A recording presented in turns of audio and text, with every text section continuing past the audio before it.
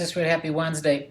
We're cruising on with lesson 1 in science class. Yesterday we talked about the Earth's layers. We have the atmosphere, the air above us. We have the crust, the solid part we live on. Underneath that is the mantle. The mantle is divided into upper and lower mantle. The upper mantle is still solid. The lower mantle is changing to a liquid, sometimes it's called a soft solid. It's, the gooey, really thick stuff. Then we got the outer core, which is also liquid, and then the inner core of the Earth, which is back to being solid. Today we're going to finish up lesson 1, and we're going to talk about the different tectonic plates that help give us Earth's features and what we know about them. Got your notes sitting here. It says this: in some ways, the outer part of Earth is like an eggshell. If you boil an egg too long, the inner part becomes a soft solid, but the shell breaks into pieces. Earth's crust and the upper part of the mantle are called the lithosphere. So the lithosphere is the crust and the upper mantle. So guys, everything that's solid.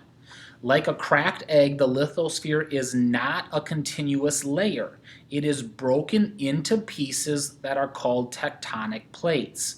The plates all have different shapes and sizes. Number 2 in your notes. Some, like the South American plate, are the size of continents. Others, such as the Caribbean plate, are much smaller. All plates fit together like the pieces of a jigsaw puzzle.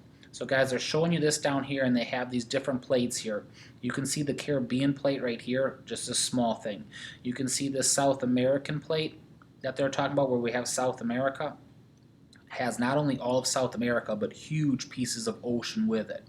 Okay, you got your B, your North American plate, huge pieces of the Atlantic Ocean with it. Okay, so when we look at this, guys, this is really interesting for us as we study these different plates of the Earth, and we'll use that in the lessons to come to explain why we have earthquakes and volcanoes and the land features that we do. Remember, that's the goal of this chapter. Why does the land look like the way the land does? It's because of these plates that are happening. Okay.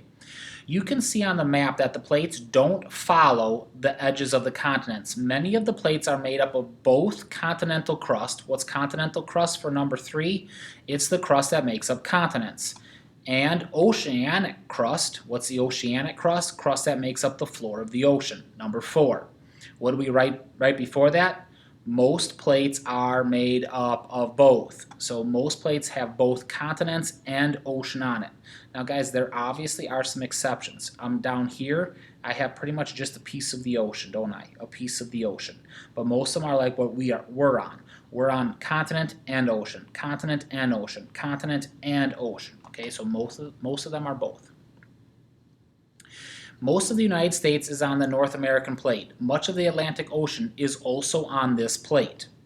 If you viewed Earth from space, you wouldn't see much of the land that makes up Earth's plates. Much of Earth's lithosphere is under oceans or other bodies of water.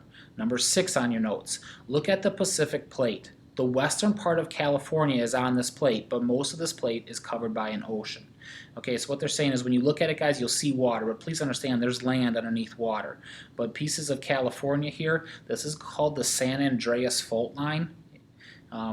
We'll talk in a lesson coming up that some scientists believe California is going to break off and go into the ocean. There's a good chance of that, guys, if these plates keep moving like they're moving, okay? It says, like the cracked shell of a boiled egg, Earth's plates rest on a soft solid. So you might want to call it a soft solid. This is what we call a liquid, guys, because that soft solid can move. Recall that the lower part of the mantle can flow, but it flows very slowly. The plates of the lithosphere float on top of this layer. So number 7, they rest on a soft solid. Number 8, the plates of the lithosphere float on top of what I wrote is this layer. What layer is it? The lower mantle. 6, circle number 8 here.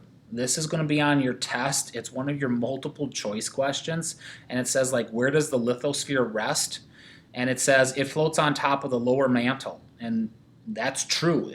But it's just one of those ones that a lot of 6th graders get wrong because it's tough to do that. I think it doesn't even say lithosphere. I think it says tectonic plates. So 8's going to be very important for you for a test. Tragically, you're not going to get to a test this week, so you got to memorize that when you get to a test next week.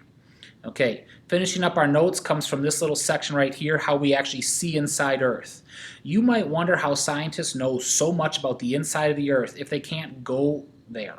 Earth's interior is just one of the many objects that scientists cannot observe directly. As with other objects that we can't see, scientists use indirect evidence to study Earth's interior. Number one, when earthquakes happen, they produce waves that travel through Earth's interior. The waves travel faster through certain kinds of material than others, but they take only minutes to travel from one part of the Earth to another. On their journey, they will travel through the mantle. So one thing scientists use are earthquake waves. They give us ideas of different materials. So we travel through certain material at different speeds. And so when we measure these different waves and when they get there, we can say, ooh, I bet this is made up of a lot of iron, or ooh, this is made up of a lot of oxygen. That's how we got that different stuff from yesterday, guys, where we talked about the different materials in each of the layers. They use earthquake waves. We'll do a little test with that at the end of this chapter. Continuing on, scientists can study the travel times of the waves to get clues about the kind of material inside Earth. Scientists also use the clues they gather to find out about Earth's plates. Another way they learn about Earth's interior is to use a process called seismic tomography. Seismic tomography works this way. Scientific stations around the world detect earthquake waves, and the collected data is used to make a three-dimensional picture like you see right here. So guys, seismic is anything that makes these earthquakes are seismic activity. So we have stations all around the world. We put in all the information and it can create these three-dimensional shapes of what we think the inside of this Earth looks like. Okay, I added 2 notes myself, guys. This is indirect evidence because you can't have direct evidence. Direct evidence is I can go inside this Earth and look at it. We can't do that, guys. It's not like we can just, let's start drilling a hole and find out what happens. As you get to the interior of the Earth, guys, it would melt everything. We don't have anything that could do that, be long enough. None of that stuff works. So what that means in the future, guys, is that means that someday this could be proved false. We might figure out someday that, nope, we were wrong. The inside of the Earth isn't really a liquid, or it's not really made up of the iron we thought it was. We don't know. It also, guys, could be the opposite of that. Someday in the future, we could prove everything that we think right now is actually true. But right now, we really don't have proof, guys, because it's indirect evidence. Okay, that brings us to the end of lesson 1, which means you got the worksheet to go along with it. Blessings on your day.